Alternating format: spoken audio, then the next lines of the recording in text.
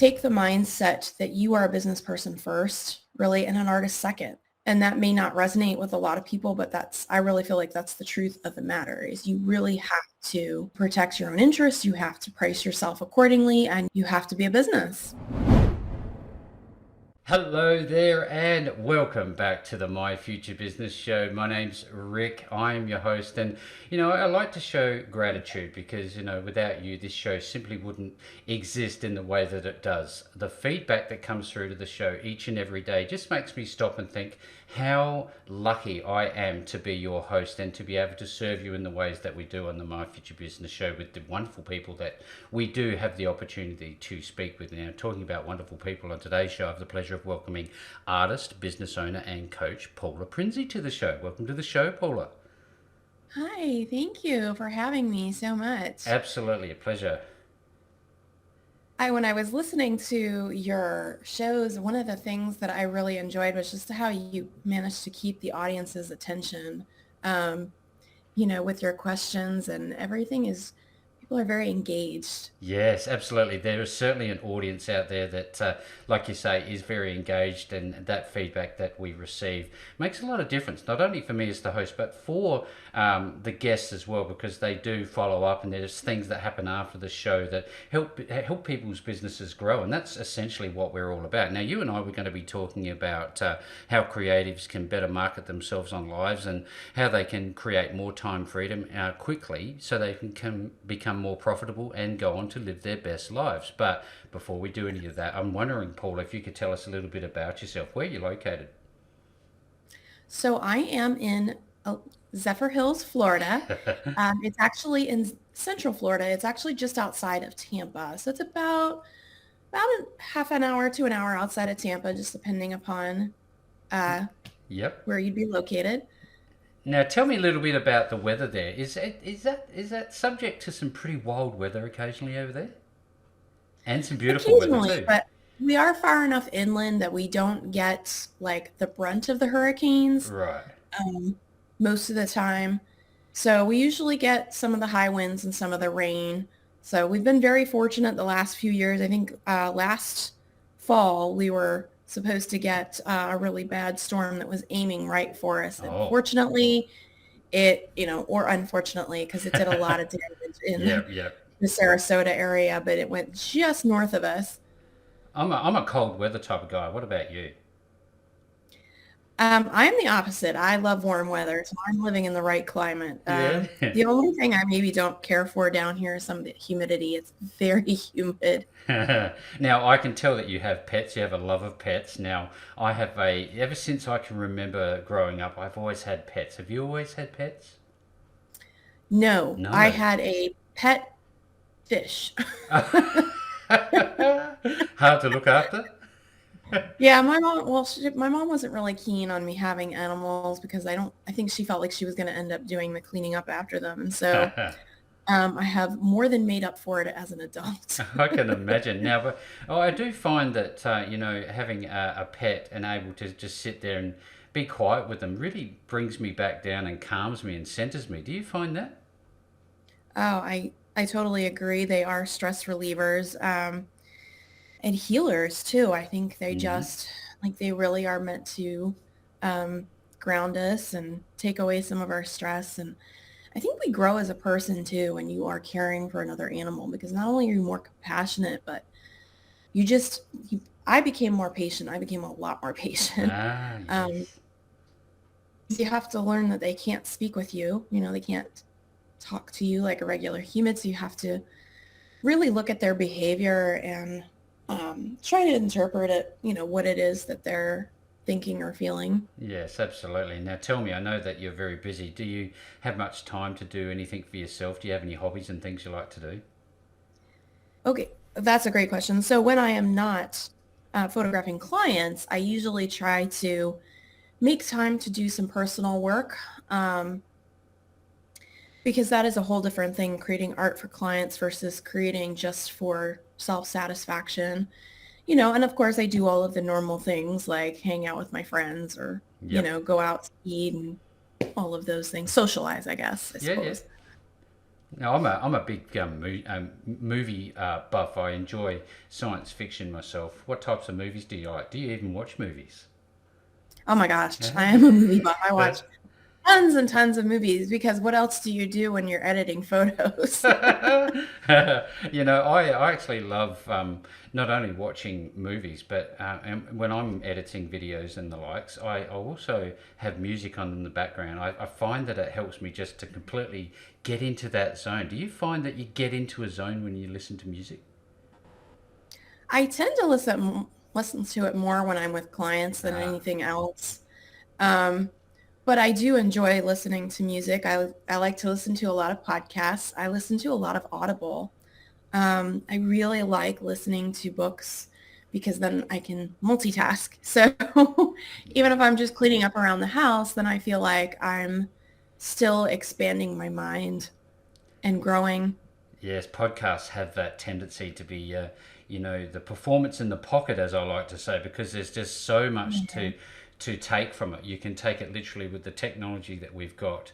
We can take it with us anywhere that we are. I don't know about if it's affected you as much, but when I was growing up, I never had the same sort of technology. And tell us a little bit about what life was like for you when you were growing Oh man, I'm going to show my age here. up. So I grew up in the era of cassettes, like where you hold your radio up or your cassette up to the radio so you could, tape record your favorite song and play it back.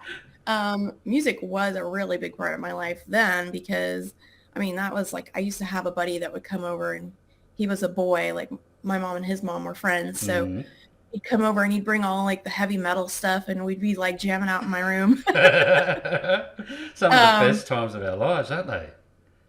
Yes, exactly. And I mean, like I grew up, I was in college when cell phones first started to get a little bit smaller. Yep. Um, they were still like, it was still like 8 inches. It was like a huge Nokia, Yeah, yeah. and it was still the size of a brick. Just a mini house brick. No, I tell you, what I did notice about those times is that there seemed to be a lot more freedom. Did you get the same levels of freedoms that I experienced? The only rule I Oh, had that's was so true because get we are home. so hooked to our laptops and our phones these days. I mean, nobody goes anywhere without their phone, No, so it's almost like being you're always expected to be available. always on. Yeah. Now, did you have any formative people in your life, like through those formative years? Who was in your life that you can remember that really had an impact on the way you think today? Do you think? There have been a lot of people, I think. Mm. I guess, in my mind, the first person that would come to mind is my English teacher because everybody thought I was going to grow up to be a writer. But I did find that like creative people do have multi-talents. So, but she was a big person in my life. Like I just felt like she put forth a positive example. She made me want to go to college and made me want to really just create. Yep. Like that it was okay to be creative. Now, tell me about your daily routine. What does that look like? Are you an early riser? I'm not. I try not to be. I'm more of a, well, kind of. I mean, I guess it depends on what you consider early. I'm usually up by about 7 or 7:30 most days. I am not one of those crack of dawn people, and I think I just tend to do it because, or I tend to feel that way because when I did work a corporate job, I always had to be up at the crack of dawn. So, or before. So now I, purposely get up later just because I can.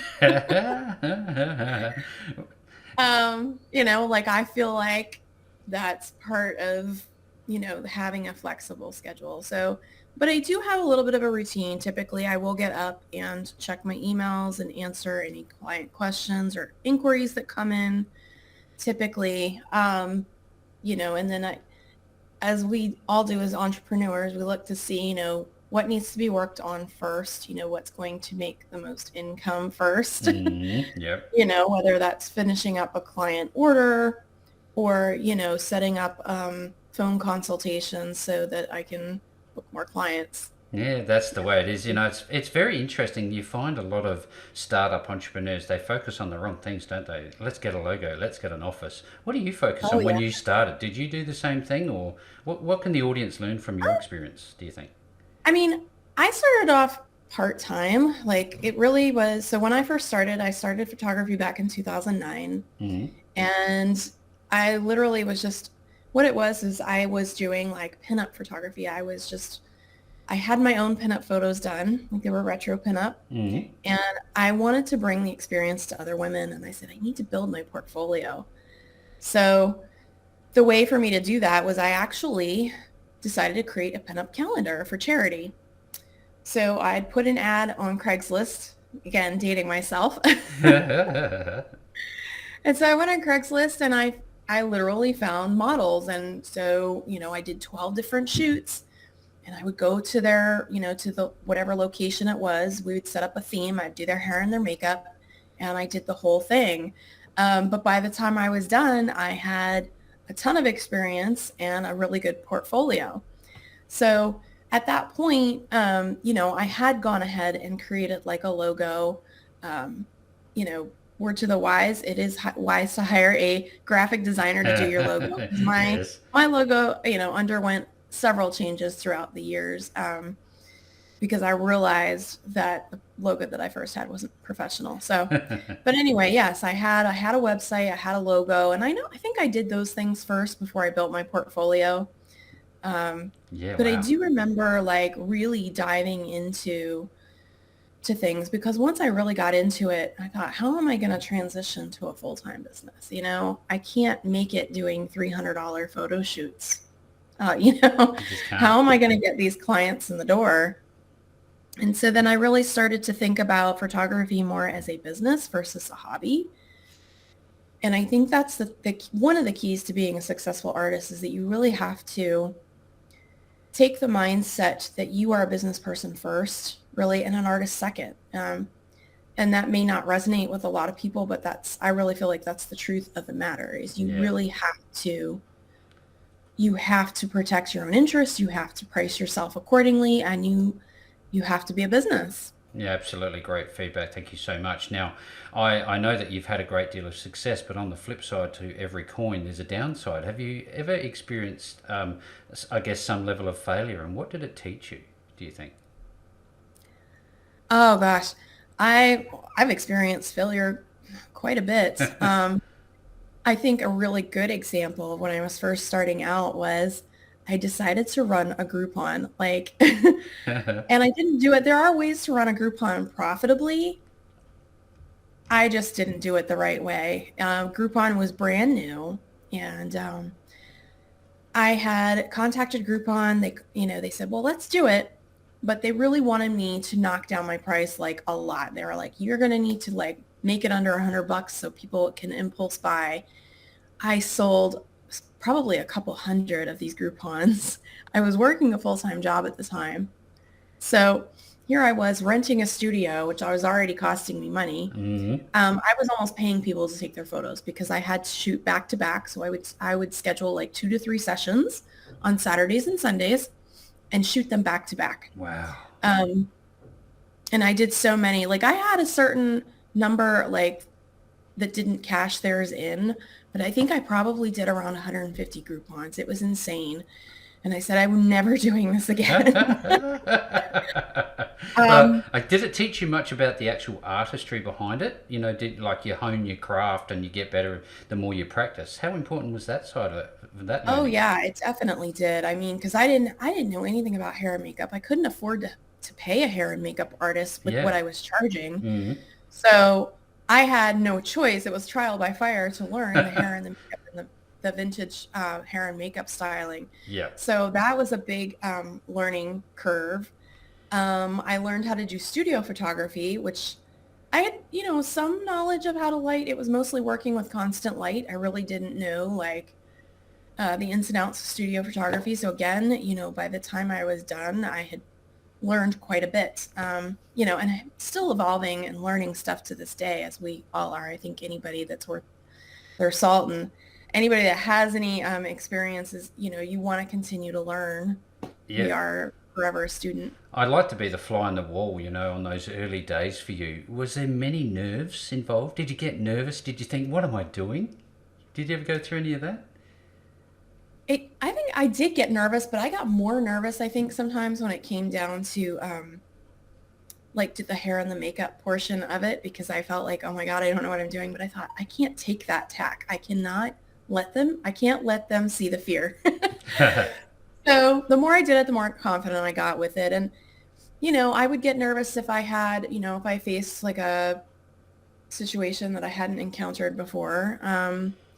Or maybe dealing with, clients that weren't like the most reasonable. They um, exist.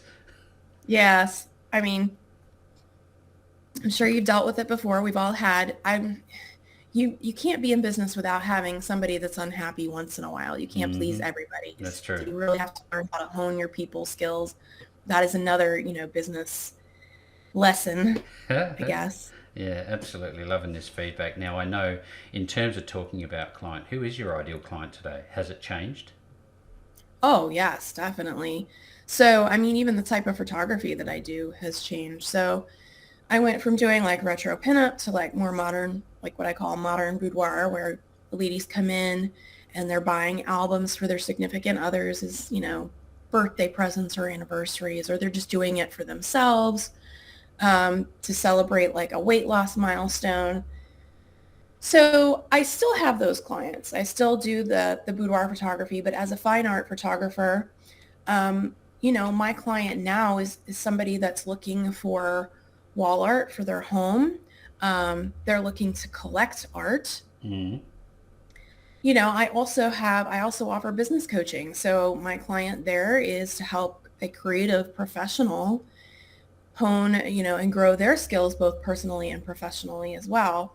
So creatives could be, graphic designer, other artists, art gallery owners, of course, other photographers, Yes. interior designers, makeup artists, sculptors, wellness professionals that want to hold retreats even, because Yep. I am looking to do hopefully my first retreat within the next 6 months. Yeah, wow, that's all very exciting. I know that you also Yeah. have done virtual expos. Tell us a little bit about that. Are you still doing those, and what do they like to operate? Yes. So I have a website called virtualwomensexpo.com. And it's mainly right now, it's still mainly focused on women or women-owned small businesses. And they run the gamut from like physical made items to like organic cookies to, coaching, where you've got wellness coaches and relationship coaches. And a lot of these ladies, it's just amazing to see the amount of talent that's out there and the wisdom that they can provide. On this website, basically, I probably got like 20 or 30 speakers on there. And the idea is that I'm going to try to keep doing these expos so I can keep adding, and adding fresh Yep. content for ladies to consume. And I may open it up to, both male and female, but I Hmm. tend to have more female clients, I think, than men clients That or makes male sense. Yep. clients, just Yep. because that's what my body of work is. I think as a female entrepreneur, that's probably what women relate to. I can tell that, given the craft that you're involved with and your type of clientele, that there'd be a need for you to forge real relationships that bring out, I guess, a level of trust between you and your client. How important is relationships and trust in what you do? I would argue that it's probably you could apply that to any niche because there's always that know, like, and trust factor. But Mm. certainly it is important. And I always say as an artist, if you are looking to become a full-time artist, you really want to get out there and network because it increases your visibility to not only to other artists, but to potential buyers. You can get referrals, of course. People will send you referrals. They'll suggest projects to you.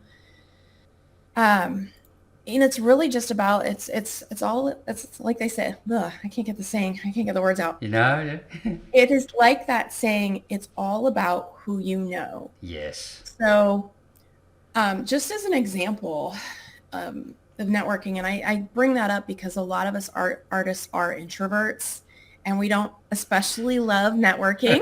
Um, it takes a lot of energy, I think, to go out into a group of people and start conversations and maintain conversations. but it is so important because you're going to make those connections with the gallery owners, Mm-hmm. people that are hosting art exhibits.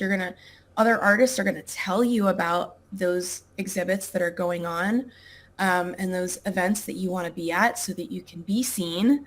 Yep. Um, and as an example of networking, like just the other day, I am taking the lead on a retreat where I get to basically lead the art portion of the retreat. So I'm super excited about that. Mm-hmm. Um, and that just goes to show, like, had I not made this connection with this person, I might not have gotten that job. No, yeah, it's funny how, one door opens, another one closes, and the decisions that you make can take you down a certain path. Now, I'd love to talk about branding a little bit. Now, we've got obviously two types of branding. You've got the more corporate branding, but then you've got personal branding. How Yeah. important is it for you to create a positive image of both yourself and I guess that corporate level of branding? Are they both important or one more than the other, do you think? Oh, that's a great question. So I always say when you have a service-based business, and especially as an artist, you are your brand. Mm. So it's not a website and a logo, Mm-hmm. You also have to, most of us speak in a certain style. Um, our work hopefully is cohesive enough. You want to have like you want your work to be a cohesive brand of work, that it's, recognizable, that you have a recognizable style. So the biggest thing is when you're developing your brand is visibility, and you want people to see you. Mm-hmm. So you have to kind of get out there and not only talk about your work, but to let people see you and get to know you. So maybe personal branding is, especially at least in my line of work, more important than corporate branding, because I can sell artwork without a website. I don't have to have a website. I Yeah. think it's helpful, Yeah. you know, um, but it's probably not necessary. Yeah, fantastic feedback. Thank you so very much. Now, in terms of running a business, there's probably so many different things we could talk about here, but what is the one thing that you've learnt about, I guess, yourself? Did you discover a superpower? What's the one thing that you could say about running businesses? Oh man. Um, it is not for the faint of heart. No. um, I think as far as learning about myself, I probably learned how determined I actually am. Yeah. um, I have always been, I think, very determined Yep. Yep. and very persistent, but you really, really have to be persistent and determined when you are running your own business, because you're going to have periods of feast and famine, and you have to know how to get through the periods of famine, Yep. especially now here in the States, where we are going through a recession and people are not spending as much money. Art is considered a luxury, Yes. and people are going to come back. They're going to cut back on any of those luxuries. So you have to figure out maybe how to repackage that or how to market it so, so that you can find the people who are willing to spend the money. That's great feedback, Paula. Thank you so very much. Now, I sometimes, not often, I'll wake up and I'll just want to pull the covers back over my head. When you have those days and you don't really want to roll out of bed and do anything, what do you do to motivate yourself? So typically, I mean, if I need to take a break, I will take that break, Yeah. because I really feel like we can't always go, go, go. For me, it's almost like I'm constantly working. That's the one thing about being an entrepreneur, is that when are we not working? There's literally always something to be done. And it's hard to almost pull myself away from it, to take a break, because I always feel like it's got to get done. So for me, it was the opposite. What helped me basically was realizing that I'm only going to get maybe two to three big things done a day. I'm Yep. never going to reach the bottom of my to-do list ever. So the minute you accept that and just pick out the things that are most important and let everything else go, all of a sudden it feels like you have more time and you don't feel as stressed. But generally, like if I really have something I have to get done and I don't feel like doing it, I will say, well, if I can get this done, then I can do this. And so I kind of talk myself into it, but usually it's the opposite problem. Now, tell me a little bit about, they say the rising tide lifts all ships. With your clients, tell us about how good it makes you feel when you see the transformation in clients that may be a little bit introverted, like we talked about, to being outgoing and getting great results and seeing the best in themselves. How does it make you feel? I think it really makes me feel valued, and I really love seeing other entrepreneurs flourish. Like, I think it's important to support each other, but we can also, as I said, we can send referrals back and forth to each other. So it's so important to build that network of community versus competition. Um, and like I said, it makes me feel like I have more value because I'm helping them help themselves, basically. Yeah. Now, in terms of client selection, who is your ideal client? We know they're females typically, but is there any characteristics that you're looking for as opposed to others that you're not so much? So I really like to work with clients who already have an established following. Um, so in other words, they are full-time professional artists, but maybe they're struggling with certain things. Like maybe they only need a little bit of help trying to figure out how to license their products or when to license their products, or they're dealing with a particularly difficult client and they just need a little bit of help. Or maybe they need more help with online marketing versus in person. A lot of artists know how to set up at a local craft fair and sell their art. Um, but they post all day on social media and they're not getting enough sales because they don't know who their target client is. Yep.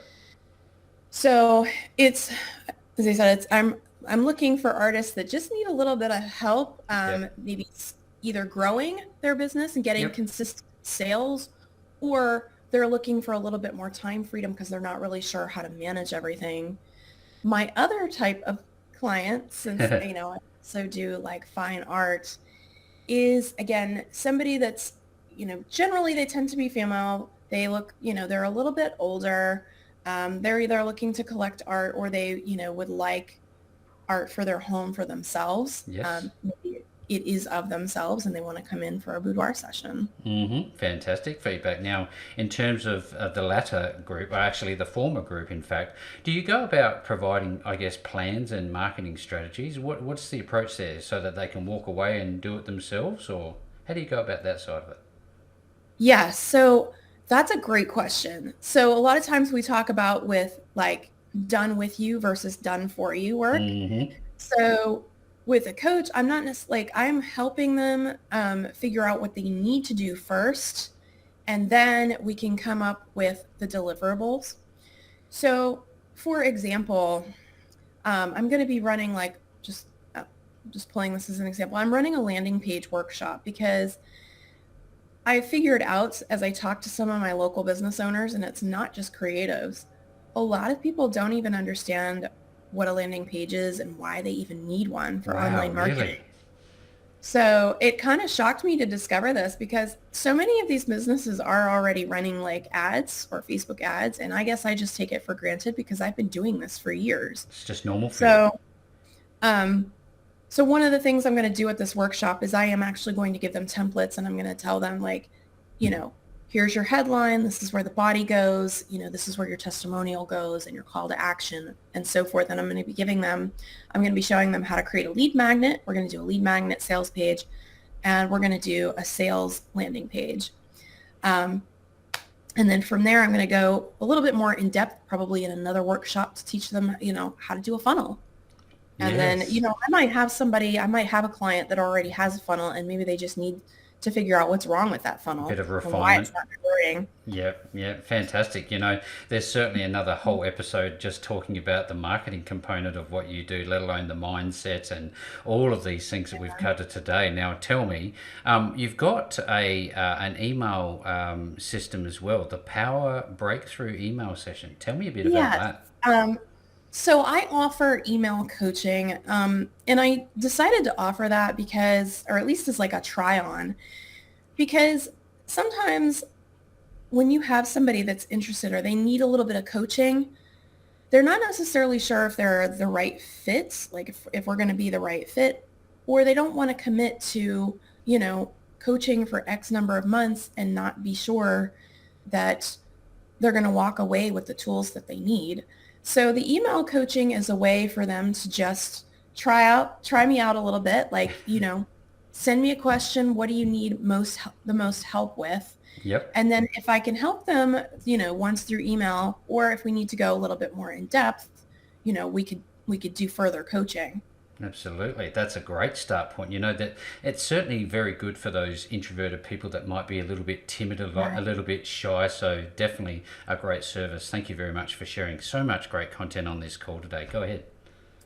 The other nice thing about doing email coaching like that is if I have a busy professional who maybe doesn't want to take the time to set up a time Yep. or just need that additional time to articulate what exactly they need help with.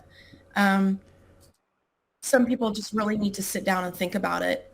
Yeah, thank you very much for sharing so much great content on this call. Now, I know that you have a number of websites, and from this point on, there's going to be a lot of interested people that are looking to reach out to you. Where are you going to be found, and where should they go first? Ah, great question. So I actually have a bio site set up. So just to make it easy, because it's got all my links on there. Yep. So it's bio.site/Paula Cherie, and Cherie is spelled Cherie. Fantastic. Well, there you go. Doesn't get much easier than that. I love how you've centralized I guess, the contact point, and from which point you can reach out to Paula and find out what you need to know to move forward to the next step. As a client, as a coaching client, no matter what it is, if you reach out to Paula, I'm pretty sure and certain she'll be able to facilitate everything that you need to do with your own business and anything else you want to do. So, Paula, I just have to say this has been one of those great conversations. Thank you very much for opening us and joining me on the My Future Business show today. Yes, thank you so much for having me.